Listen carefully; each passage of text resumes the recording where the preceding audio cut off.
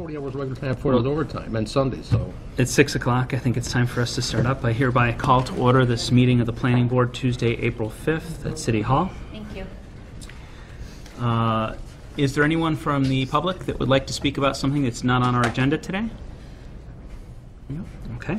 And our first order of business is to approve the March 15 Planning Board minutes. Has everyone had a chance to review them? Yep. Are there any comments or alterations? Is there a motion to approve the minutes from March 15th? I'll make a motion to approve the minutes from March 15th. And a second? I'll second. All in favor? Aye. Aye. No abstentions? No, okay. That's unanimous. Then we move forward to talk about Fox Run and its acceptance as a public way. Is there anyone here who wants to speak about that? I'm here on behalf of the applicant. Can I just stay here? Do I have to go? I prefer, yeah, because you'll be in camera there. Okay. Name and address, please. Hi, Amanda Zadonis Kemp. I'm an attorney at 1 Campus Lane in East Hampton. I am here on behalf of the applicant. So we have submitted our request, and we're just looking for the recommendations of things that need to be completed before it goes in front of the City Council for acceptance. Okay. Well, I don't know about you guys, but there was a lot of material in here. I was particularly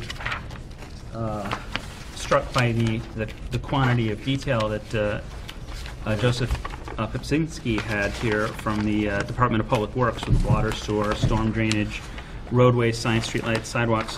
From my perception, I feel like in order for me to even attempt to evaluate those things and where it stands, I would need to see it. So I think setting a site visit would probably be, in my opinion, a first step. What do you guys weigh in on that? We're waiting on the site visit for it. To check out these discrepancies? Yeah, that's a good question. I think we kind of need to talk about it a little bit. I'm not even sure we'd be qualified to answer them all, but we need to find out, some questions we can ask, like it says in here, every 2 years since you were supposed to clean out the storm drains. Do you know if any of that's been done? I do not. I am new to this. So he recently had brought me on to handle this for him. So I can certainly ask those questions. Anything that you want answers to, let me know, and I can go back to Mr. and Mrs. Wunderlich and ask them those questions. I think for the matter of efficiency, I think the best way to approach it is we come up with a memo.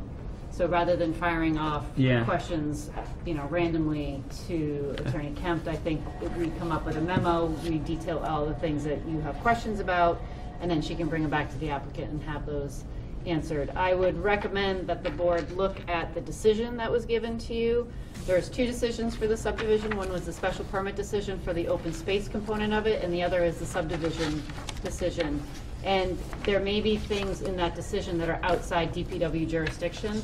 And so I think it's important to sort of figure out what those elements are, and then at a site visit, just to answer Harry's question, what you'd be looking at. I think there's other things in here that are outside DPW jurisdiction that you might want to be looking at. Okay, so I'm going to, since you don't have the answers now, I won't force you to stand up through this whole thing. You can sit, and what we'll do then is exactly that if you guys are amenable, which means we'll go through it now, we'll have a discussion, and see if there's any items that we want to put in a memo.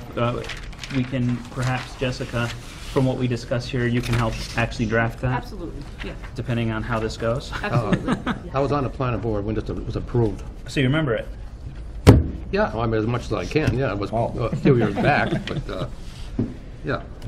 Oh, well, I have here a memo talking about in the granting of the approval from the planning board, there were several waivers.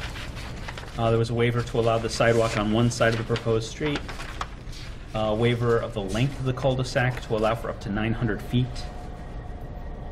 I mean, I feel like we need to kind of just check on these things. I'm not sure what's with the DPW and what's not. That sounds like, in terms of the length or the sidewalk positioning, I'm sure they'd care about that.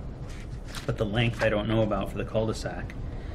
The waiver of the requirement for a granite curb at the outside and inside radius of the proposed cul-de-sac. However, the granite curb shall be provided at the Hendrick Street intersection radii. And a site visit, I would look for that to see where that's located.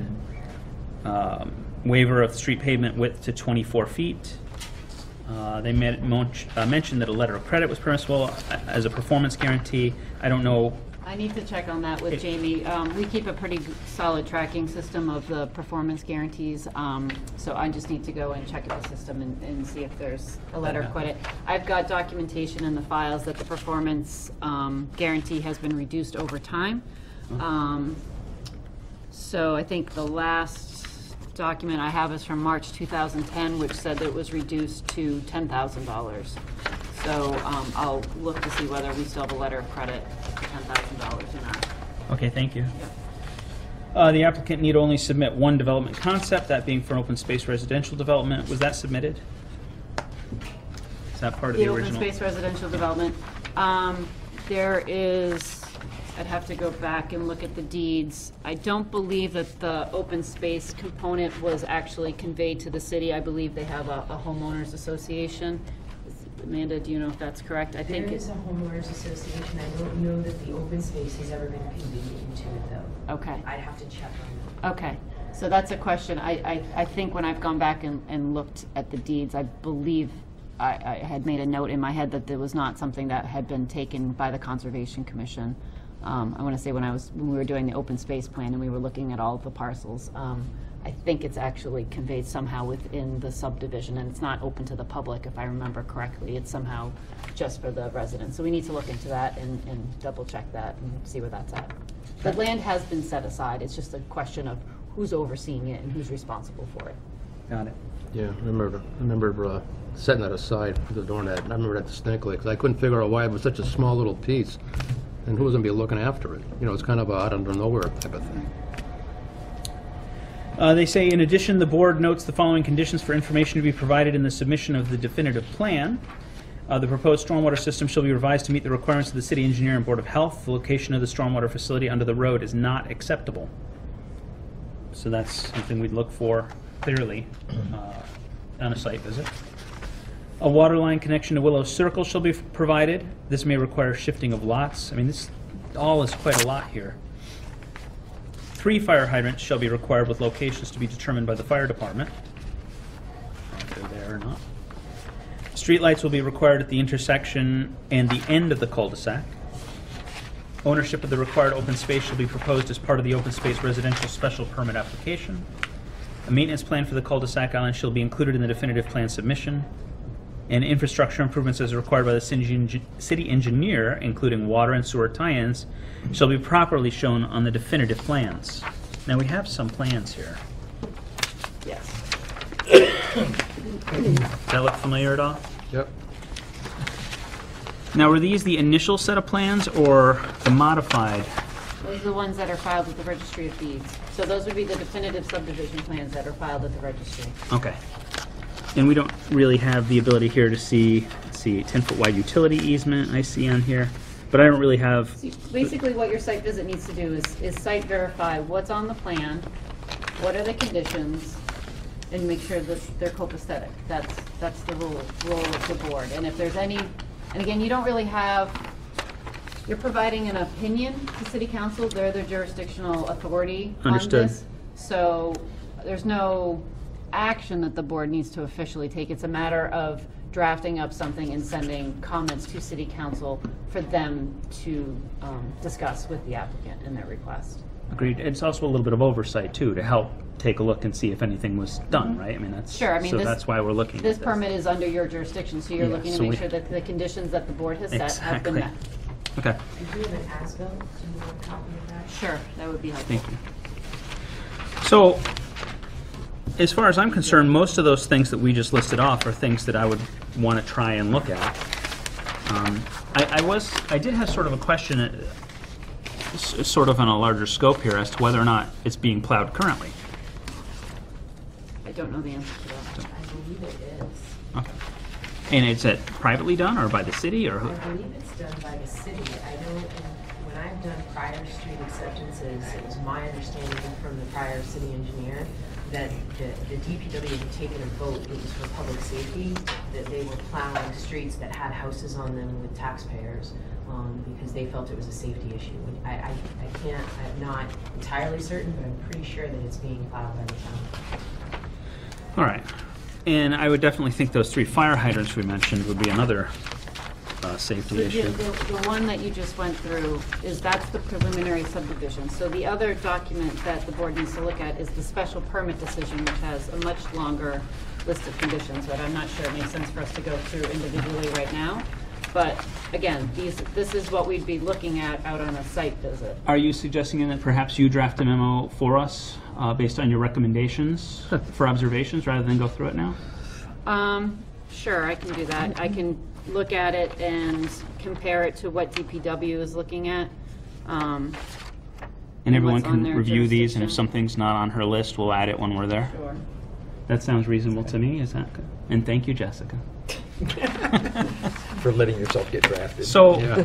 so she's, if I'm understanding correctly, a memo's going to come out to us. We'll have a chance to review it, and then we need to set up a site visit so we can go out and see what's on the memo.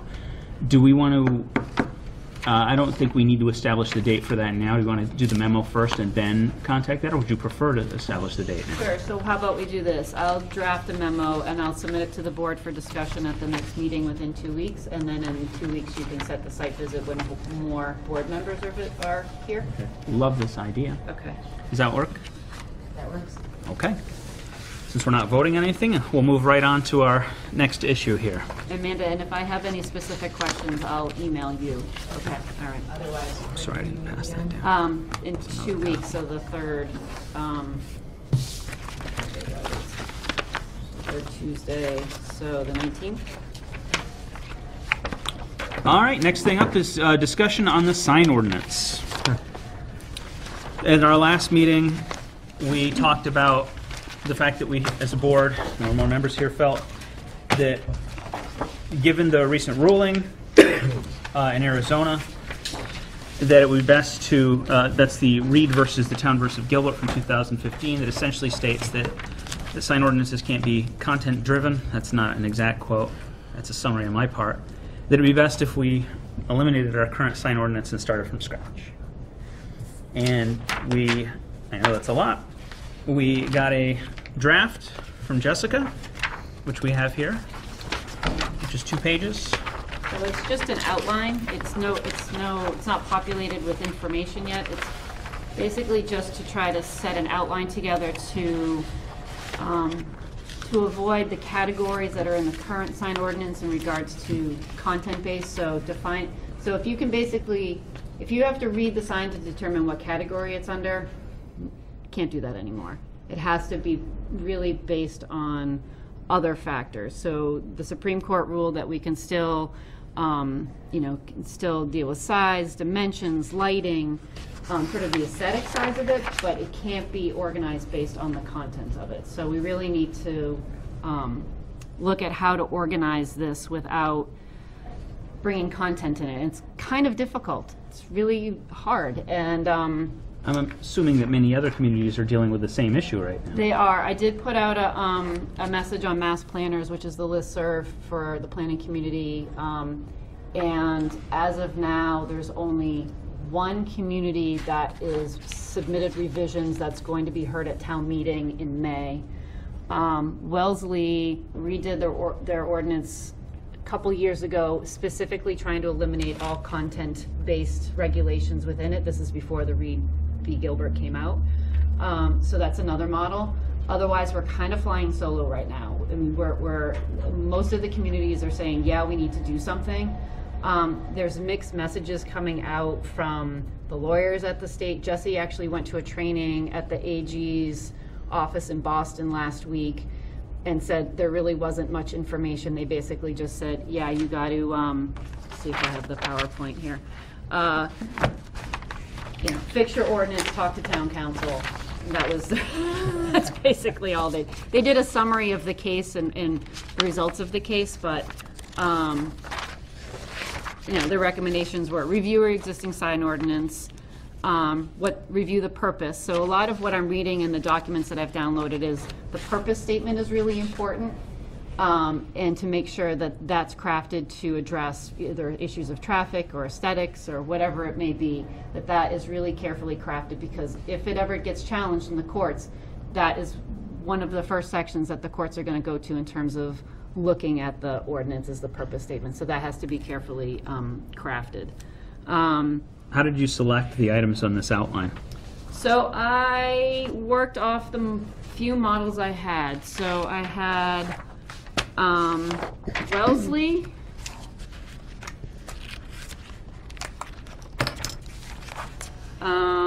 which was, I thought, quite good. Concord, which is the one that's going through amendment at town meeting in May. I thought they still had some content information in here. And then there was another model that I found in my Google searching from Michigan, I think, one of the APAs out in Michigan. And it's okay. I think it's a little confusing, but there's some good stuff in it. There was another model that I got from the IMLA, who I don't even know what this is. I think they're legal people. And I thought it was extremely confusing. So I think that there's two things that we sort of want to be looking at. One is dealing with the content-based, but also organizing this so it's simple and easy to administer and there's no confusion. Right now, the building inspector and I will go back and forth in interpreting the sign ordinance and what he thinks it means and what I think it means. And it would be best if we could just make it clean and simple so that it's easy to administer. So that's the sort of approach I took in this outline. And if you need copies, there's stuff here.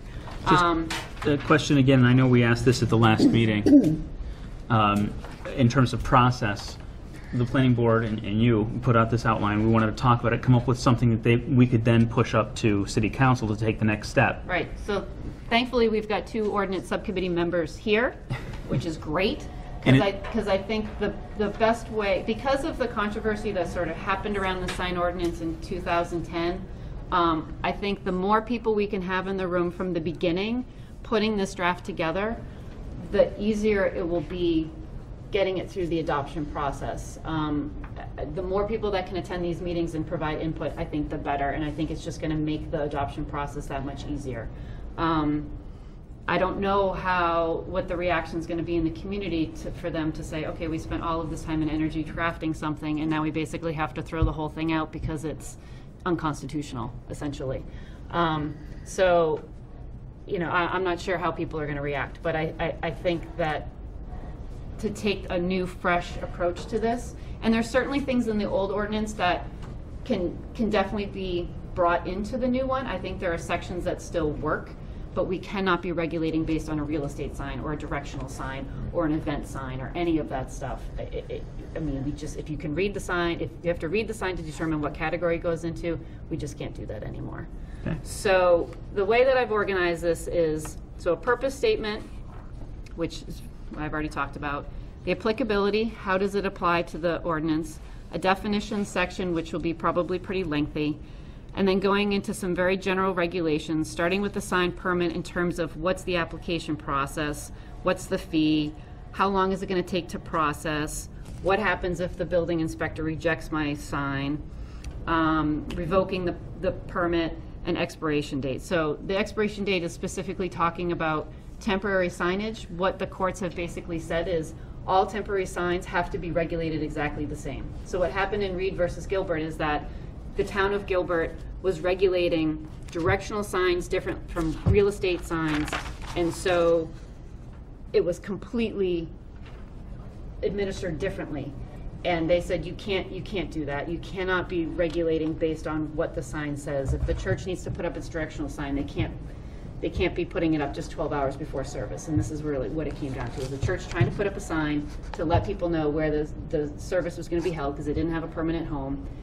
The regulations said that they couldn't put it up any more than 12 hours before the service. Well, if they did that, they're putting it up at 9 o'clock at night and nobody would know what the service is the next morning. So they basically continued to violate the sign ordinance, and that's how it ended up getting into the courts. Really?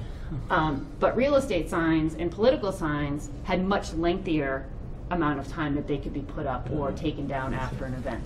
So it was this sort of discrepancy between the time limits that really sort of set this case. So expiration dates will likely deal with temporary signage, and it has to be equitable. All temporary signs have to be sort of under the same time period. An event sign, a real estate sign, a political sign all have to have the same standards.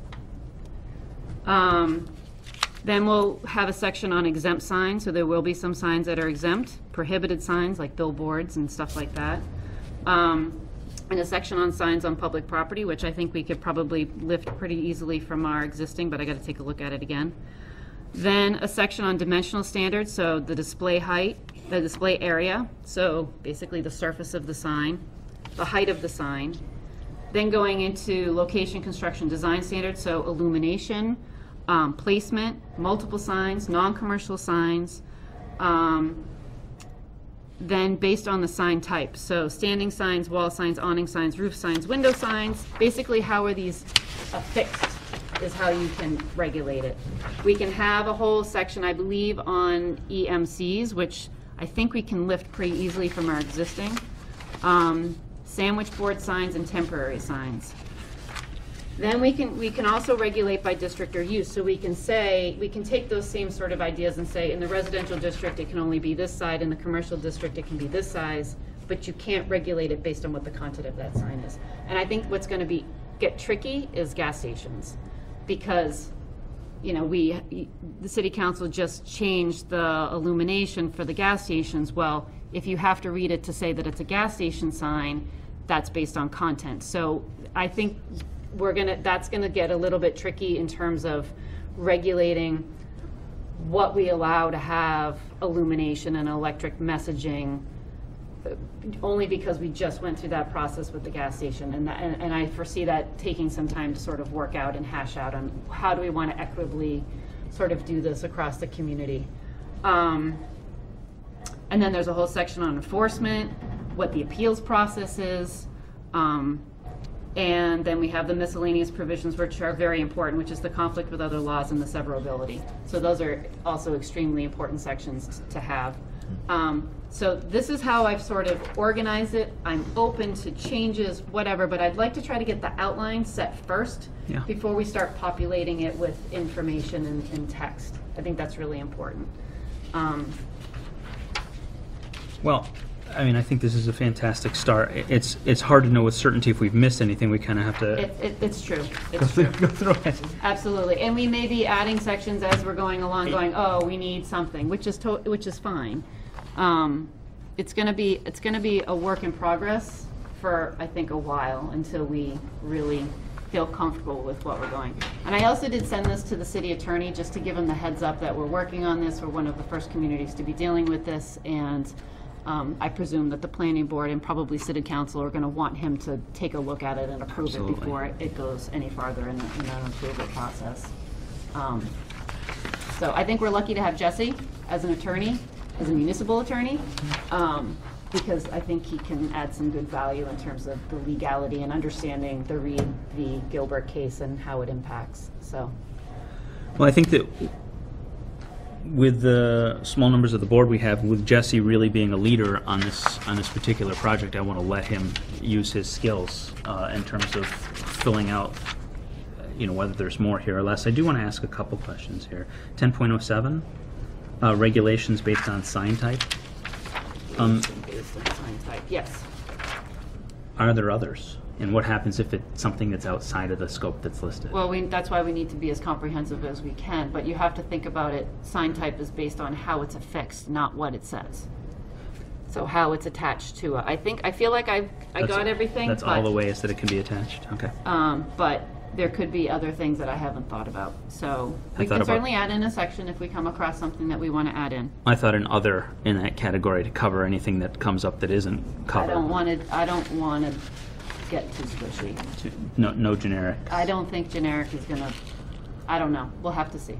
I'll reserve that comment for you. Do you guys have any questions about the outline? Can I quickly address Go ahead. the board? Please. So, Jessica, I just sent you a sign ordinance that the ordinance committee has looked at. Okay, It's a model ordinance. We all really like the format of it. Okay. So maybe it's something we can borrow. Or Sure, steal. sure. So I sent that to you. Maybe you can disseminate that. absolutely. How you see fit. Okay. And I believe that we're meeting again on the 19th. Okay. Is that our joint meeting? We are meeting on the 19th for 130 Cottage Street. Oh, for 130 Cottage Street. Yeah. So we'll be there at that meeting, so I don't know if Maybe we can add it we on. can add it on. I think this is going to be a standing item on the agenda for It's like, gonna be long-term. for like months. This is This is a big one. This is going to be long-term, and I hope people come out for this. I really do. I mean, Well, we had a lot of people the last time. yeah. And that was brutal. Yeah. Whatever we needed it to be, and we ended up, with something that lasted for a few years and Yeah. was not perfect. Right. So hopefully we'll get closer this time. Yeah. And I apologize, but I do have to go. I have to bring Parker to That's okay. practice. Have a Thank good you. day. But Thank you for appreciate your stopping work. in. So can we? If I may quickly, Yeah. Go ahead, please.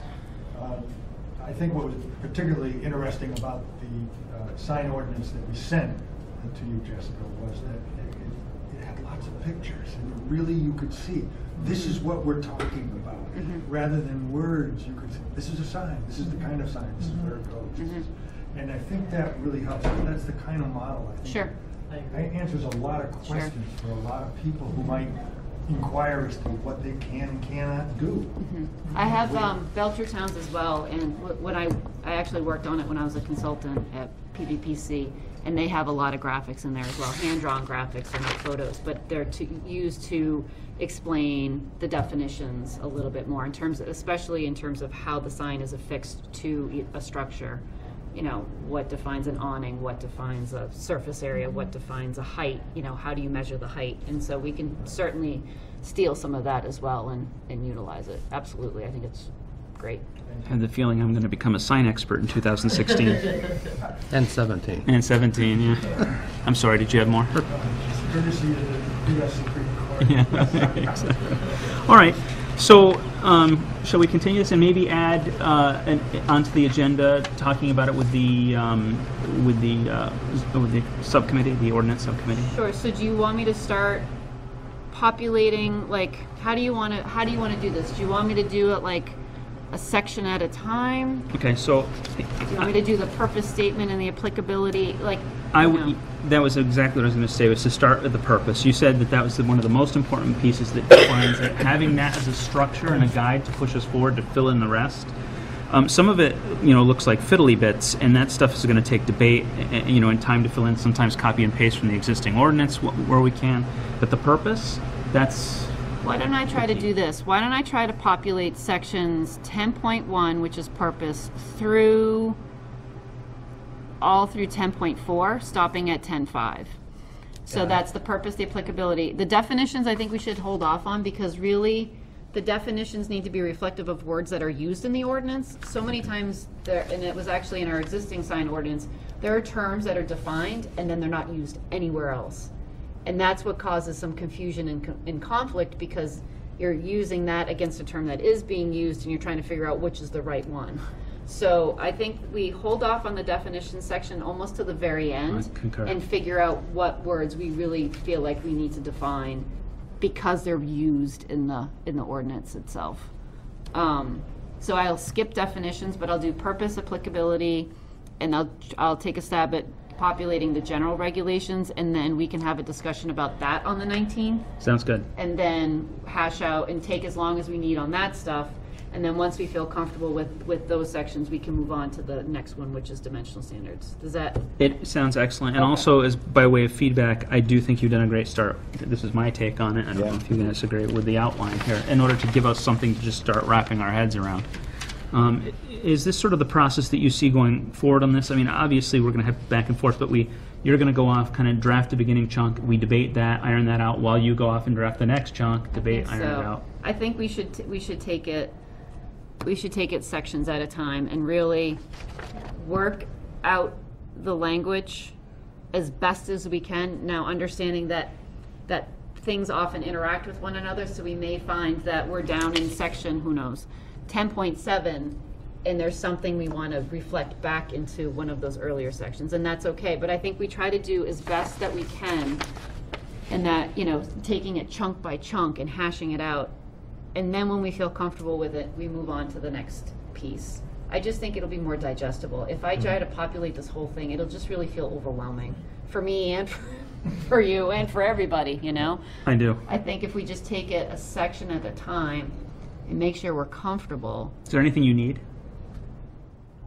to clone myself. I mean, it sounds like Jesse's really going to be I mean, we'll all be involved clearly, but his skills will hopefully partner with you in this. Yeah, we've had some conversations. I mean, it's great that he went to the AG's training in Boston.